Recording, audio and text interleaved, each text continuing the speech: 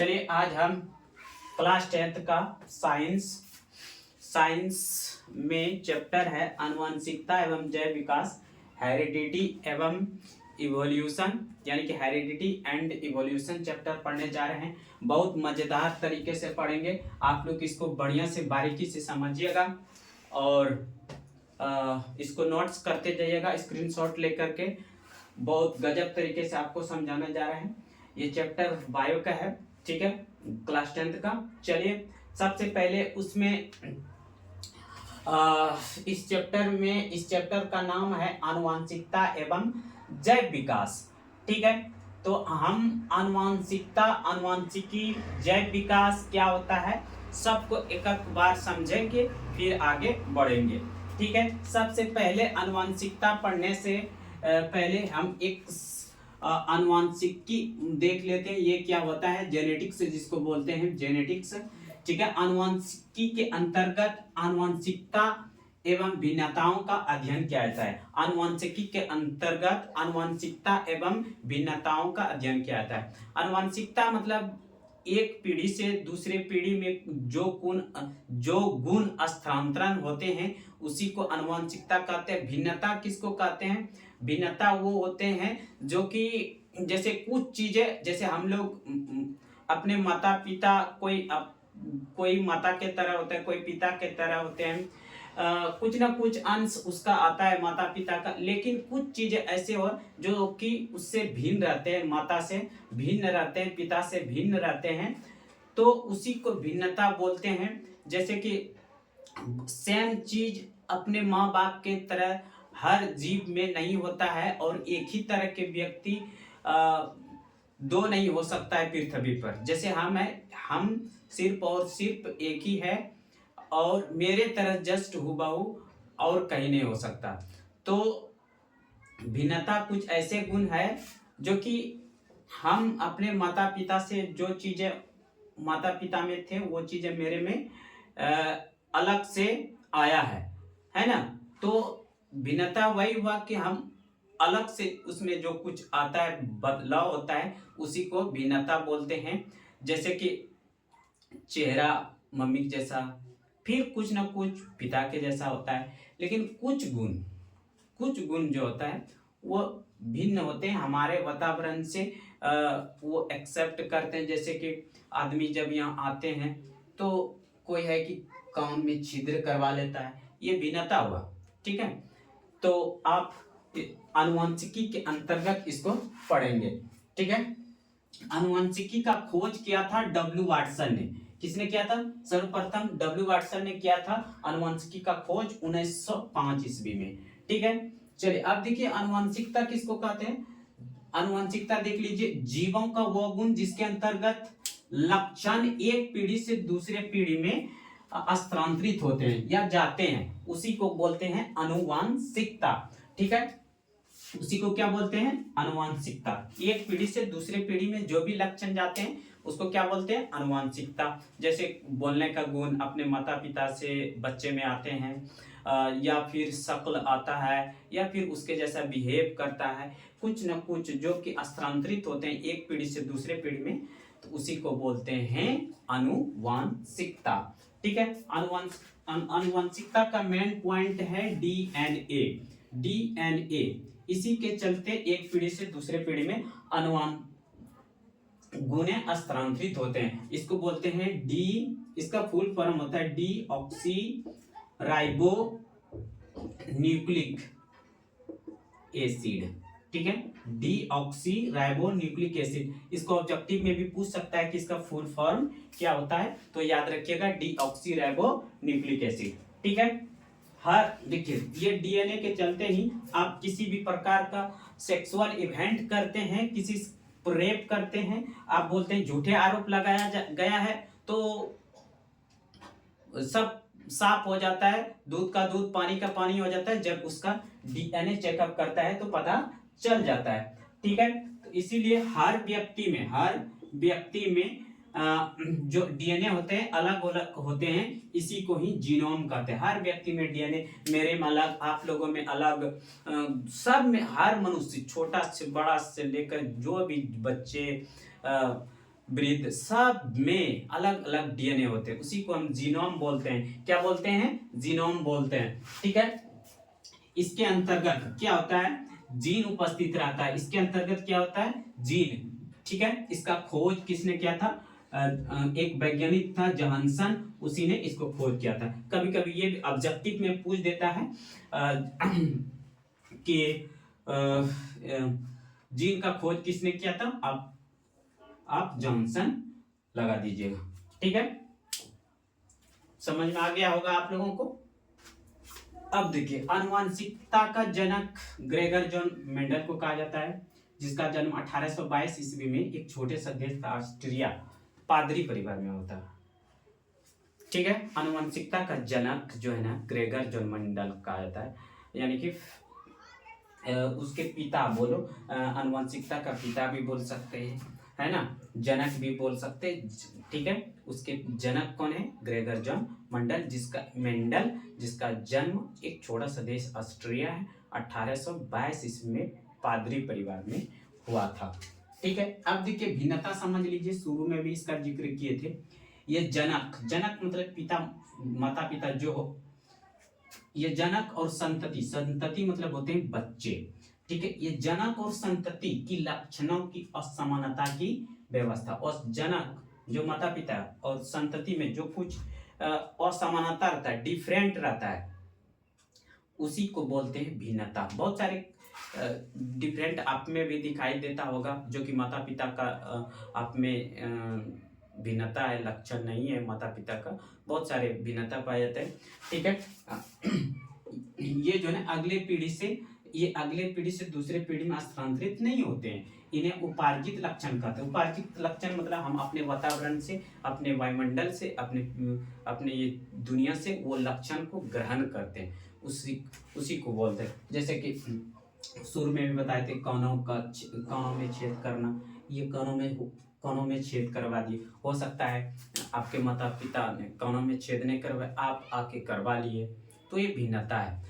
कुत्तों का पूंछ काटना, कुत्तों का पूंछ तो हमेशा गोल टाइप का ऐसे ऐसे रहता है, हो सकता है किसी कुत्ते को आप इस जगह से काट दिए, तो वो जो लक्षण है बाहरी में भिन्नता कर दिया, भिन्न हो गया, जो कि लेकिन कुत्ते का पूंछ तो ऐसे होता है ऐसे, लेकिन हम क्या करें, काट दिए, ये क्या कहा गया? उपार्जित लक्षण। ठीक है, अब देखिए जैव विकास किसको कहते हैं? जैव विकास मतलब जीवों में विकास। कोई भी जीव है, उसके जीवों को एक पीढ़ी से दूसरे पीढ़ी में होने वाले आनुवंशिक परिवर्तन को ही जैव विकास कहते हैं। जैसे कि ये नर है, ये मादा है। ठीक है, इसमें 46 जो गुणसूत्र होते हैं। कितने गुणसूत्र होते हैं? 46 गुणसूत्र।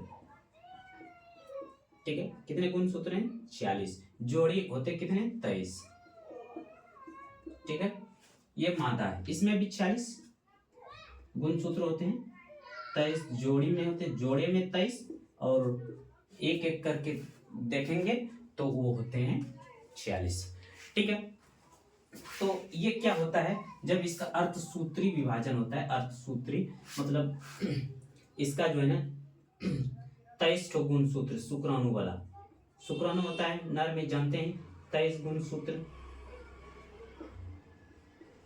ठीक है, और इसका भी 23 गुणसूत्र आते हैं। कौन वाला? अंडाणु वाला। फिर एक संतति उत्पन्न हो जाता है। कौन सा उत्पन्न हो जाता है? संतति, और संतति में भी 46 गुणसूत्र होते हैं, यानी कि 23 जोड़ी। ठीक है, लेकिन इसमें उसके माता पिता में ये जो जीवों में परिवर्तन, यानी कि जीवों एक पीढ़ी से दूसरे पीढ़ी में होने वाले आनुवंशिक परिवर्तन, उसको क्या बोलते हैं? जैव विकास। आनुवंशिकता के रूप में होने वाले परिवर्तन को जैव विकास कहते हैं। तो ये होते हैं, क्या होते हैं? ये बच्चों में वही फिर से 46 गुणसूत्र आ जाते हैं। इसका अर्धसूत्री विभाजन होता है गुणसूत्र का, मतलब आधा गुणसूत्र इसका, आधा गुणसूत्र इसका, और एक शिशु यानी कि संतति विकसित हो जाते हैं। ठीक है, उसी को बोलते हैं जैव विकास। ठीक है, चलिए आगे बढ़ते हैं फिर से। अब पढ़ते हैं मनुष्य में लिंग निर्धारण। लिंग निर्धारण किसके द्वारा होता है? क्रोमोसोम के द्वारा, गुणसूत्र के द्वारा। ठीक है, लिंग का निर्धारण किसके द्वारा होता है? गुणसूत्र। पहले लिंग किसको कहते हैं? लड़का या लड़की, लड़का या लड़की, पुरुष या स्त्री, कब जन्म लेते हैं, कब पुरुष कब महिला, तो उसका भी प्रोसेस है। तो देखिएगा उसमें जो है ना, लड़के में 22 यानी कि लड़के या लड़कियों में 23 जोड़ी गुणसूत्र होते हैं। कितने गुणसूत्र होते हैं? 23 जोड़ी गुणसूत्र हैं, जिसमें से 22 जोड़ी एक ही तरह के गुणसूत्र होते हैं, जिसके ऑटोसोम कहते हैं। क्या कहते हैं? ऑटोसोम। और एक जोड़ी गुणसूत्र होता है, जो गुणसूत्र वही लिंग गुणसूत्र होता है, मतलब वही लड़के या लड़की जन्म देने के लिए गुणसूत्र होता है। ठीक है, लड़के या लड़की 22 जोड़ी गुणसूत्र, एक जोड़ी गुणसूत्र होगा जो लिंग का निर्माण होता है, एक जोड़ी गुणसूत्र। 22 जोड़ी गुणसूत्र जो होता है, कुल टोटल 23 होता है। टोटल कितना होता है? 23 होता है, जिसमें से 22 जोड़ी गुणसूत्र जो होता है वो लिंग का अलिंग गुणसूत्र होता है, वो लिंग का निर्माण नहीं करते हैं, जिसको ऑटोसोम बोलते हैं। और क्या है, एक जोड़ी गुणसूत्र जो होता है उसी को सेक्स गुणसूत्र कहते हैं, लिंग गुणसूत्र कहते हैं, और उसी से लड़के या लड़की संतति के रूप में जन्म लेते हैं। ठीक है, ये दो प्रकार के होते हैं, एक्स और वाई। ये गुणसूत्र दो प्रकार के होते हैं, एक्स और वाई। नर में एक्स वाई गुणसूत्र पाया जाता है। नर में एक्स यानी कि पुरुष में एक्स वाई और मादा में एक्स एक्स गुणसूत्र पाए जाते हैं। कौन गुण पाए जाते हैं? एक्स एक्स गुणसूत्र। ठीक है, लड़की में एक्स एक्स गुणसूत्र पाए जाते हैं। ठीक है, जैसे कि देखिएगा, देख लीजिए, ये नर है। ठीक है, ये क्या है? मादा है। ठीक है, क्या है? मादा है। नर है, मादा है। ठीक है, नर में क्या होता है? एक्स वाई गुणसूत्र होता है। कितना गुणसूत्र होता है? X y. कौन गुणसूत्र होता है? X y. और इसमें क्या होता है? X x. क्या होता है? मादा में एक्स एक्स होता है। ठीक है, तो देखिएगा, जब ये इसका गुणसूत्र वाई वाला और इसका गुणसूत्र एक्स वाला आएगा, ठीक है, गुणसूत्र जब मिलेगा, ठीक है, तो एक्स वाई दोनों गुणसूत्र मिला करके ये लड़का का जन्म देंगे। कौन? मादा। ठीक है, लेकिन जब ये गुणसूत्र नर का एक्स गुणसूत्र, और इसमें तो एक्स रहते ही हैं, दोनों मिल करके गुणसूत्र अगर मिल जाएंगे तो संतति के रूप में लड़की जन्म लेंगे। क्या जन्म लेंगे? लड़की। ठीक है, तो लड़का या लड़की जन्म लेने के लिए जिम्मेदार कौन है? नर है। कौन है? नर। अगर ये इसको एक्स गुणसूत्र भेज देते हैं तो लड़की जन्म लेते हैं, अगर ये इसको वाई गुणसूत्र भेज देते हैं तो लड़का जन्म लेंगे। लेकिन इसके पास तो एक्स ही गुणसूत्र है, इसके पास दोनों गुणसूत्र है, तो लड़का या लड़की जन्म लेंगे, इसका जिम्मेदार पुरुष है। कभी कभी गांव देहात में देखने को मिलता है कि मेरे वाइफ को खाली लड़की जन्म लेते हैं और उसको डाइवोर्स दे देते हैं। ठीक है, तो आज से जान लीजिए कि लड़का या लड़की जन्म देने के लिए जिम्मेदार पुरुष होता है, न कि लड़की होता है। आप उसको जैसे गुणसूत्र भेजिएगा वैसे बच्चे जन्म देंगे। आप वाई गुणसूत्र भेज दीजिएगा तो लड़का जन्म लेगा, उसका एक्स और आपका वाई मिलकर लड़का। आप एक्स भेज दीजिएगा, उसका भी तो एक्स है, ये है एक्स एक्स मिल करके लड़की जन्म ले लेंगे। ठीक है, तो ऐसे होते हैं मनुष्यों में लिंग का निर्धारण। अब जो है ना, लिंग का निर्धारण जो है ना, शुरू से लेकर के जब गर्भ ठहरे उसके 3 महीने तक में लिंग का निर्धारण हो जाता है। 3 महीने तक में कि लड़का होगा कि लड़की, लड़का होगा कि लड़की। ये 3 महीना में पता चल जाता है कि लड़का है आपके, यानी कि गर्भ में जो बच्चे पल रहे हैं वो लड़का है कि लड़की। 3 महीना कम से कम लगेंगे लिंग को पहचान करने में। ठीक है, यह चीजें लिख दिए। लड़का या लड़की पैदा होने पर जिम्मेदार कौन होते हैं? पुरुष। ठीक है, 3 महीने में बच्चे का लिंग निर्धारण हो जाता है। ठीक है, तो इसको आप स्क्रीन पर शॉट लीजिए, नोट कीजिए। देखिए, लिंग का निर्धारण तो हो गया। अब देखिए कभी कभी क्या होता है, किन्नर या छक्के जन्म ले लेता है। किन्नर या छक्का, जिसको अर्धनारी भी बोलते हैं। कब होता है? वो जो है ना, जब क्रोमोसोम डिसेबल हो जाता है, खराब हो जाता है, गुणसूत्र खराब हो जाता है, तो छक्का या अर्धनारी का जन्म होता है। ये बहुत कम मात्रा में 0.5% ऐसे मिल जाता है। ठीक है, कभी कभी।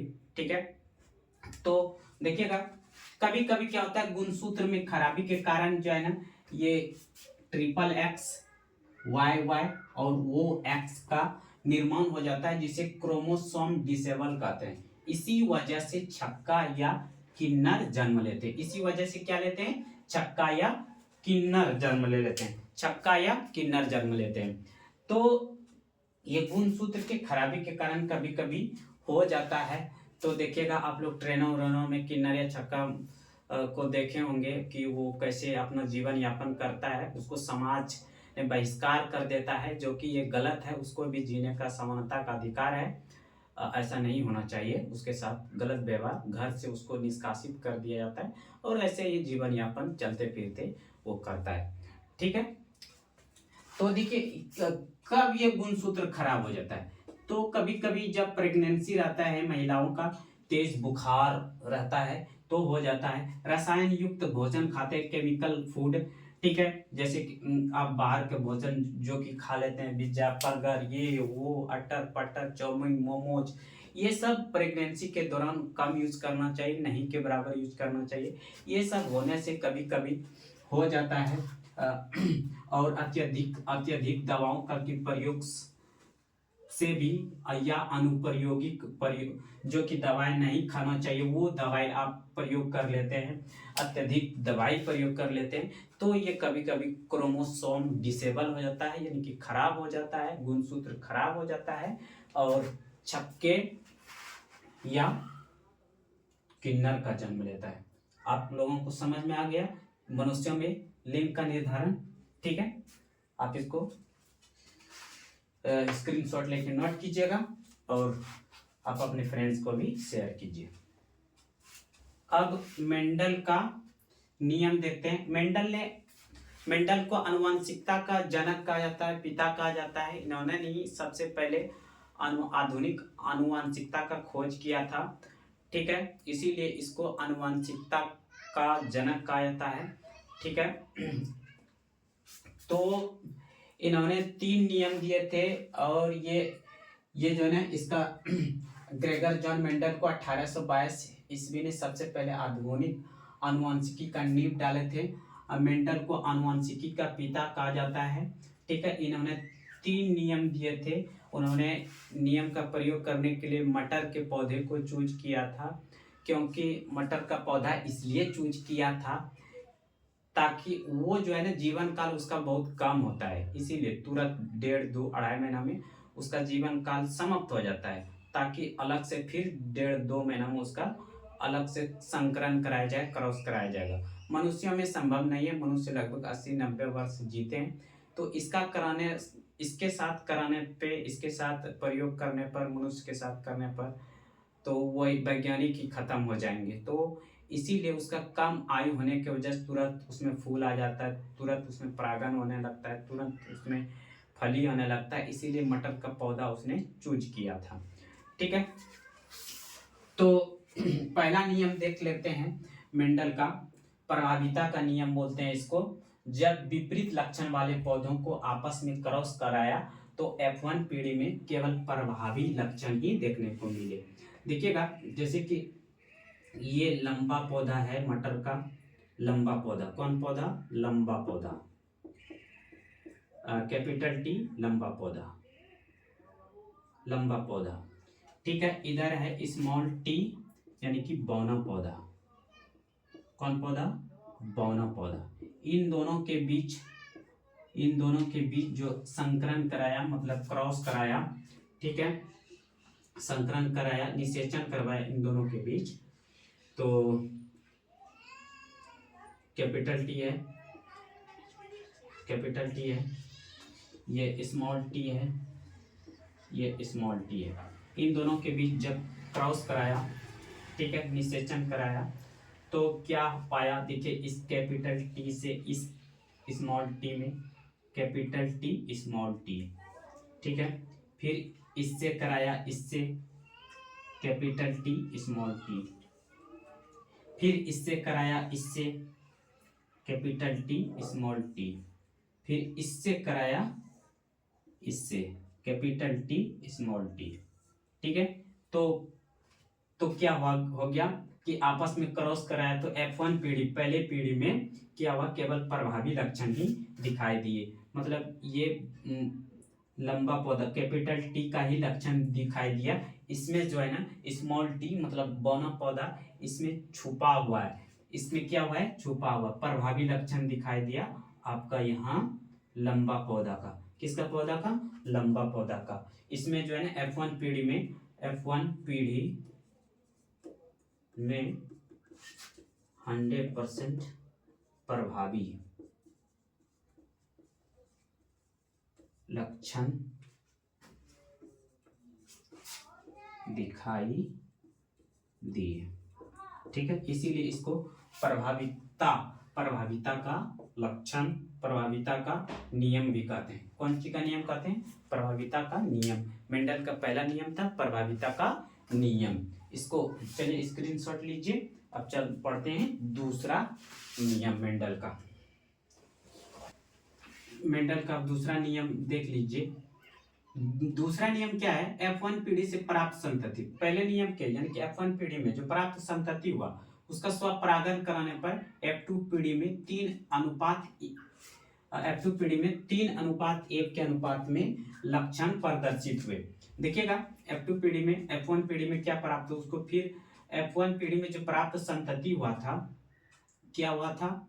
Capital T small T, capital T small T, capital T small T.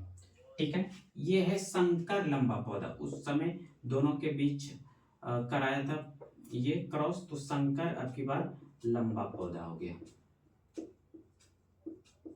ठीक है, ये भी संकर लंबा पौधा,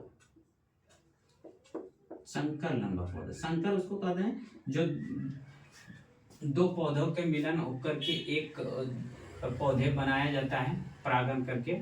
ठीक है, उसी को संकर बोलते हैं। ठीक है, पौधों में किया जाता है, मनुष्यों में भी किया जाता है, अन्य जीव में भी किया जाता है। ठीक है, अब देखिए संकर लंबा पौधा, इसमें क्या होगा? देखिएगा small capital T small T, capital T small T. ठीक है, तो इसके बीच जब कराया गया परागण, ठीक है, F2 पीढ़ी में यानी कि स्वपरागण कराया, इसके बीच में क्या कराया? स्वपरागण। क्या कराया? स्वपरागण कराया। तो देखिएगा ये इसके साथ आया तो कैपिटल टी मिल गया। ठीक है, फिर ये इसके साथ, इसके साथ यानी कि capital T small T, capital T small T, फिर इसके साथ और इसके साथ कैपिटल टी स्मॉल टी, फिर इसके साथ और इसके साथ स्मॉल टी। ठीक है, स्मॉल टी। अब जो प्राप्त संतति हुआ यानी कि 3:1 में, कैसे दिखेगा? फिनोटाइप क्या होता है? फिनोटाइप 3:1 में प्राप्त हुआ। एक होता है जीनोटाइप, जीनोटाइप ये क्या, कितना अनुपात में? 1:2:1 में प्राप्त हुआ। देखिए कैसे फिनोटाइप मतलब बाहरी दिखावा। जीनोटाइप उसके जीन में अंदर में रहता है, उसके भौतिक नहीं होते हैं, अंदरूनी वो दिखाई नहीं देता है, वो गुण होता है जीनोटाइप। और फिनोटाइप क्या होता है, बाहर से ही आप में लक्षण वो दिखाई देता है, उसी को बोलते हैं फिनोटाइप। फिनोटाइप जीनोटाइप थोड़ा समझ लिए होंगे। अब देखिए यहाँ फिनोटाइप क्या है, फिनोटाइप यानी कि तीन टाइप का, तीन अनुपात में एक, यहाँ देखिए 3:1, मतलब ये प्रभावी 3 है, एक तो एकदम पूरे लॉन्ग है, तो ये 3:1 में ये हुआ, कौन सी हुआ, नहीं, ठीक है, यानी कैपिटल टी 3 ठो में एक पूरा स्मॉल, एक स्मॉल है, मतलब एक बहुत बौना पौधा निकल गया इसी में से संकरण कराने से। 3 में क्या हुआ, वो लंबा ही है, ठीक है, ये तो शुद्ध लंबा है, शुद्ध, ठीक है, और ये भी संकर लंबा है, और एक टाइप का क्या हो गया, शुद्ध बौना है। तो फिनोटाइप ये आप बाहरी आवरण से देख पाएंगे, और जीनोटाइप क्या है, एक एकदम शुद्ध लंबा हुआ 1:2, और ये small capital T small T, capital T small T, ये लक्षण वाले 2 ठो है, और शुद्ध बौना पौधा जो है 1 ठो है, इसीलिए जीनोटाइप है 1:2:1, 3:1 फिनोटाइप। ठीक है, अब देखते हैं मेंडल का तीसरा नियम। अब देखिए मेंडल का तीसरा नियम और लास्ट नियम पढ़ लेते हैं। देखिएगा, बढ़िया से समझिएगा, ये आपको हम पहले से इसको नोट कर दिए है, इसलिए कि ये मेरे पास डिजिटल बोर्ड नहीं होने के कारण फिर लिखना पड़ता है, बहुत टाइम लगता है, इसलिए हम पहले लिख देते हैं। तो चलिएगा, जब दो जोड़ी विपरीत लक्षण पौधे के बीच संकरण कराया जाता है, संकरण मतलब परागण कराया जाता है, पर परागण, स्वपरागण, ठीक है, कराया जाता है, तो स्वतंत्र अपव्ययन का नियम कहलाता है। क्या कहलाता है, स्वतंत्र अपव्ययन। देखिएगा, यहाँ पे गोल पीला बीज है, capital R capital R capital Y capital Y. यहाँ पे झुर्रीदार हरा बीज है, स्मॉल आर स्मॉल वाई, ठीक है। इसके बीच हम पर परागण किए पहली पीढ़ी में, ठीक है। तो इसमें देखिएगा कुछ नहीं है, इस आर को इस वाई से, यानी कैपिटल आर कैपिटल वाई, फिर आर को इस वाई से, कैपिटल आर कैपिटल वाई, फिर इसको इससे करवाए, है ना, कैपिटल आर कैपिटल वाई, फिर इसको इससे करवाए, कैपिटल आर कैपिटल वाई, ठीक है। चलिए, अब क्या है, इसमें कराइए, इसमें भी जस्ट उसी तरह से इसके साथ इसके साथ करा दिए, और ये पहला पीढ़ी हो गया। अब देखिएगा थोड़ा सा स्वपरागण, कौन परागण, स्वपरागण कराते हैं। देखिएगा स्वपरागण, यहाँ capital R capital Y small y, यहाँ पे capital R capital Y small y, ठीक है। मैंने इसको इससे करवाया, ठीक है, इससे संकरण, ठीक, आर वाई, फिर इसको इससे कैपिटल आर स्मॉल वाई, फिर स्मॉल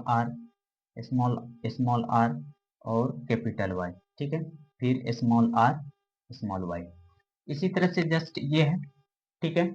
तो इसके बाद स्वपरागण कराने के बाद अब तीसरा जो कराएंगे, स्वपरागण कराने के बाद तीसरे जो कराएंगे वो थोड़ा बहुत लंबा है, इसके इसके बीच में होगा, इसके बीच में ये जो आया आपको परागण करके नए नए संतति के रूप में जो आया, इसके बीच हमको यहाँ कराएंगे, तो ये थोड़ा सा लंबा है, इसलिए हम अपव्यूहन का तस्वीर में इसको दर्शाएंगे। इधर लिखेंगे capital R capital Y capital Y, ठीक है, capital R small r small y, फिर जस्ट उसी तरह से लिखेंगे और इसको क्रॉस कराएंगे, इसको इससे कराए तो कैपिटल आर कैपिटल वाई, ठीक है, फिर इसको इससे कराइए, फिर इसको इस कराइए, फिर इसको इससे कराइए, फिर इसको इससे कराइए, फिर इसको इससे, फिर इसको इससे, यानी कि इस तरह से आप लोग मैथ भी बना चुके हैं, प्लस माइनस अपवन में वर्ग कॉलम तालिका भरने के लिए रहता है, आप इसको क्रॉस करा दीजिएगा। क्रॉस जब करा देंगे तो देखिएगा अंततः इसका जीनोटाइप जो होता है, जीनोटाइप जीनोटाइप होता है, थोड़ा सा जीनोटाइप और फिनोटाइप के बारे में बताए थे, ठीक है। तो फिनोटाइप होता है भौतिक अवस्था जो कि हमको दिखाई दे देता है आंख से ही। जीनोटाइप क्या होता है, जीन होता है अंदर में, उसके पौधे के अंदर में ही बदलाव दिखाई देता है। तो थोड़ा सा ये जीनोटाइप आपका लंबा है, तो इसको क्या कर लेना, आप याद कर लेना, ठीक है। ठीक है, याद कर लीजिएगा। जैसे कि 122 412 121, 122 412 121 याद करने का ट्रिक है, ठीक है। 122 412 121। फिनोटाइप क्या है, 9:3:1, 9:3:1, यानी कि 93:31 याद करने का ट्रिक है। 93:31 याद करने का क्या है, ठीक है। थोड़ा सा आप इसको समझ, बहुत आसान है, कोई भारी नहीं। अब देखिए इसमें जो कैपिटल आर कैपिटल वाई वो गोल बीज होता है, ठीक है। और कैपिटल वाई होता है, जो कैपिटल दोनों वाई पीला होता है, स्मॉल दोनों आर ये झुर्रीदार होता है, स्मॉल दोनों वाई ये हरा होता है। तो इसको आप इसमें चाहे लिखना चाहे तो लिख देंगे। यहाँ देखिए गोल या गोल पीला, यहाँ पे ऐसे लिख दीजिएगा, गोल पीला, ठीक है। इसी तरह से इसमें लिख दीजिएगा, इसमें लिख दीजिएगा, सब आप भर सकते हैं, नहीं भी भरेंगे तो कोई दिक्कत नहीं है। मेंडल का अगर नियम लिखने के लिए बोले आपका यानी कि एग्जाम में आ जाएगा सवाल, तो आप तीनों नियम इस प्रकार से बहुत अच्छे से समझा दिए। आप इसको बढ़िया से स्क्रीनशॉट से नोट कर लीजिए और आप लिख डालेंगे, आपको फुल में फुल नंबर मिल जाएगा, ठीक है। अब देखिएगा अगला स्टेप पढ़ते हैं कि मेंडल ने मटर का ही पौधा क्यों चूज किया प्रयोग, अपने प्रयोग करने के लिए, ठीक है। इसका स्क्रीनशॉट लीजिए, नोट कीजिए।